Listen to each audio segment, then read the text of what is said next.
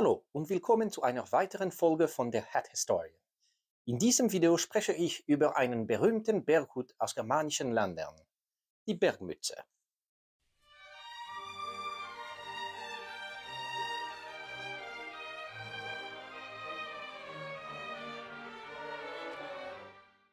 The ski cap, sometimes called by its German name Bergmütze or mountain cap, is a cylindrical cap usually made of wool with a stiff visor and a flap that is usually worn folded up and buttoned at the front, but can be unfolded to protect the ears, neck, and mouth from the cold. Often with two buttons, the front can also be seen at times be held up with a single button or a strap. Originating in civilian hats from the Austrian and German Alps, the ski cap has also been, and continues to be, used as a military hat by several countries, most notably Germany.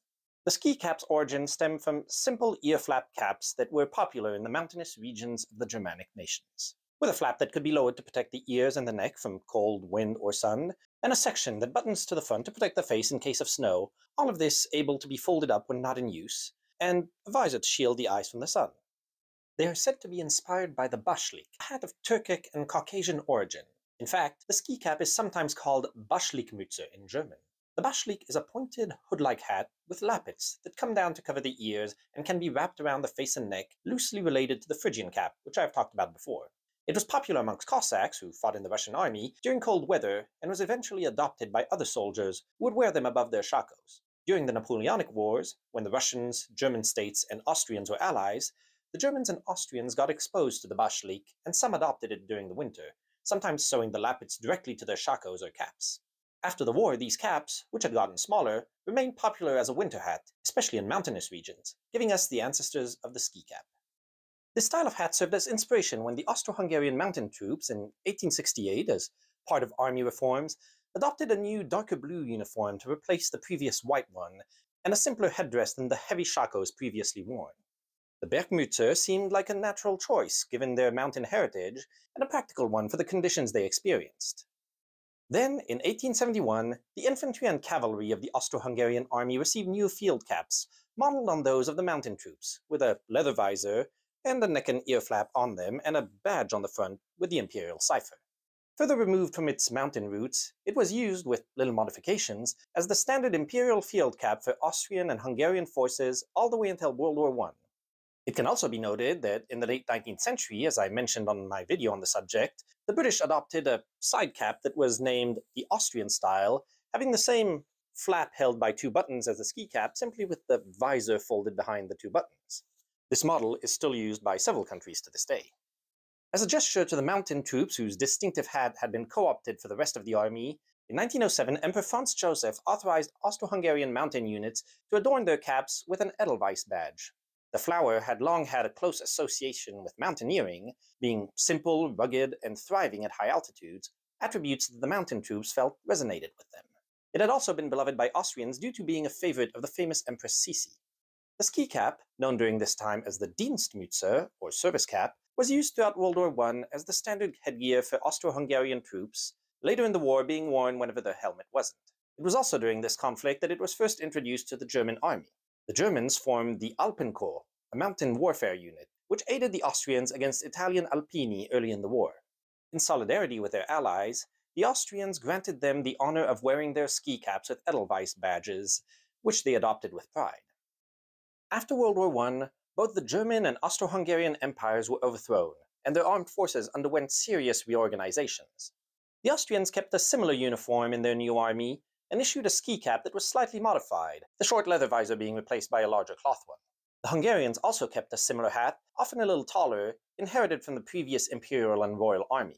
The Germans, on the other hand, abandoned the style, which had only existed in the Alpine troops, when this unit was disbanded after the war, with the style of hat remaining only in civilian circles, who often had versions with a buckle in the front rather than buttons. When the Reichswehr reformed in 1925, it at first did not use them. However, when the Sturmabteilung, better known as the SA or Brown Shirts, a Nazi-aligned paramilitary unit which helped with their seizing of power and early repression, were formed, they adopted uniforms that included a kepi-like hat very loosely based on the Bergmütze, with a fake ear flap colored depending on the group and a decorative button on the front. The army, meanwhile, used as their field cap a side cap that had a folded flap similar to the British ones and shaped like the ski cap, but it had no visor and no buttons on the front, simply a cockade in the national color. In 1936, the Finnish army adopted the Kentalaki M36, which strongly resembled the Austrian version, which it used, with few modifications, throughout World War II. The Norwegians and Swedes also used caps with ear flaps in their armies, though they usually lacked the ski cap's buttons on the front. Some Swedish models did have a laced attachment on the front, called the skidmosa, Swedish for ski cap, and Norwegian ones had buttons on the side. Some of the more infamous uses of the Bergmütze came during World War II, with its adoption by Nazi Germany. In 1938, Germany annexed Austria after a farce of a referendum in an event known as the Anschluss, and as part of that, it integrated the Austrian armed forces in its own. At the time, the German army formed the Gebirgsjäger, or mountain hunters, a new corps of mountain troops. As part of their uniforms, they had adopted a Feldgrau ski cap, complete with Edelweiss badge on the side, in the style of the old Austrian mountain troops. After the beginning of World War II and the invasion and subjugation of most of Europe, Germany also deployed troops to North Africa, notably the Afrika Korps. In preparation for this, tropical uniforms had been designed. Originally, soldiers were issued standard side caps in lighter fabric, or pith helmets. The side caps had the problem of lacking a visor, being relatively useless in the sun, whereas the pith helmets, while effective, were cumbersome, especially in combination with the steel combat helmet. To counter this, the M40 tropical cap was developed. It took the shape of the ski cap in lighter fabric with vent holes, but the ear flap was simply symbolically rendered with a decorative seam. The presence of the visor made this cap very popular, and the Luftwaffe soon adopted a similar one, as its soft construction allowed it to be easily stowed when not in use. Finally, the ski cap was adopted army-wide in 1943 with the aptly named M43 field cap, also known as the Einheitsmütze, that replaced the visorless M35 side cap. It differed slightly from the mountain version with a longer visor, slightly sloping sides, and was made of a lighter cloth. Much like the tropical version, it was well liked for its ability to shield the eyes from the sun. More infamously, this version was also worn by members of the Schutzstaffel, the SS, Nazi fanatics who were responsible for an unimaginable degree of cruelty and suffering during the war, and the Hitlerjugend, a youth group that was even used as child soldiers by the collapsing government at the end of the war, in black cloth rather than the army's Feldgrau. All of them had their respective insignia on the front. However, while it was popular, production issues late in the war meant that it was not distributed to all troops. At the same time, Allied troops had also fielded mountain infantry, notably the US and its 10th Mountain Division. The men of this division were issued a hat also named the ski cap, which had the same general principles as the German version, though it was dome-shaped and had a buckle rather than buttons on the front to secure the ear flaps, which was eventually deleted. The US had in the past issued the M1907 Winterfield cap, inspired by the ski caps, that was in a way a cross between the Austrian Bergmütze and the British side caps, with the visor unfolded, and the front being tied by lace in the front rather than buttons, that had evolved into the model 1937 with a buckle, before acquiring its dome shape. Some say, though it's not official, that the shape was changed after the start of World War II due to its resemblance with the German one to avoid confusion in combat. After the German defeat and surrender in 1945, many demobilized German soldiers returned home and continued wearing their old caps, with the insignia removed, as a simple work cap, and some civilian versions were produced. It was also adopted by several of the civil services of the new Federal Republic after its formation in 1949, such as firefighters, mail services, the railroad company, branches of the police, and many others, having mostly shed the negative image it had gained during the war. Meanwhile, it was also still used throughout the late 20th century in Finland, where the original M36 model was updated in 1965 and 1992. A variant was also used throughout the second half of the century by the Hungarian army, who had kept a version with a taller front inherited from the old imperial models. The ski cap is still used in various forms throughout the Germanic countries and in Central Europe. The Austrian mountain troops still use what is arguably the original version as their dress cap, with a leather visor and Edelweiss badge, almost identical to the pre-World War I version. It is also used by the Hungarian armed forces, with a soft cloth camouflage version used as their field cap, and a stiff, leather-visored version with false ear flaps used as a dress cap. Both of these tend to be rather tall with a short visor, reminiscent of the hats fielded by the Austro-Hungarian Empire. In Austria, it is also worn as part of the dress uniform of firefighters.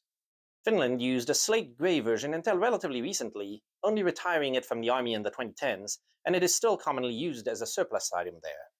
In Germany, it is still worn in its original form with real ear flaps by the Gebirgsjäger, the mountain troops of the Bundeswehr, that also retains the Edelweiss badge they had inherited from the Austrians, and they consider it one of their distinguishing marks and one of pride.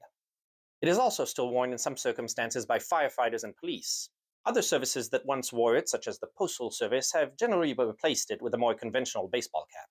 The German army also still uses a version of it similar to the tropical M40 as their field cap, which retains the shape of the ski cap, but the ear flaps are fake, being simulated by a line of stitching, and the buttons on the front are replaced by the cockade.